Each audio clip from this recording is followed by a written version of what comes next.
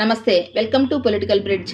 ఇప్పుడు social media మొత్తం ఒక డిస్గస్టింగ్ ట్రెండ్ నడుస్తుంది. గ్రోక్ ఏఐ జనరేట్ చేసిన ఫొటోస్ గురించే చర్చ జరుగుతుంది. రీసెంట్గా Elon Musk Grok AI generate చేసిన బికినీ ఉన్న ఫోటోని షేర్ చేశారు. ఆ ఫోటోని చూసిన నెటిజన్స్ కూడా ఏఐని మిస్యూజ్ చేస్తున్నారు, దీని మీద కొంతవరకు లిమిటేషన్స్ ఉండాలి, లీగల్ యాక్షన్స్ ఉండాలి, అప్పుడే ప్రైవసీ వైలేషన్ కింద రాదు, లేదంటే ఇది కంప్లీట్గా ప్రైవసీ వైలేషన్ కింద వస్తుందని కంప్లైంట్ చేస్తున్నారు. అంతేకాదు, చాలామంది మగవాళ్ళు ఆడవాళ్ళ పిక్చర్స్ని సెక్సువలైజ్గా డిజైన్ చేసి క్రియేట్ చేసి సోషల్ మీడియాలో వైరల్ చేస్తున్నారు. సెలబ్రిటీస్ ఫొటోస్ కానివ్వండి, పొలిటీషియన్స్, ఈవెన్ కిడ్స్ ఉన్న ఫొటోస్ను కూడా without clothes or wear bikini ఉన్న ఫొటోస్ని ఆ ఫొటోస్ని సోషల్ మీడియాలో అప్లోడ్ చేస్తున్నారు.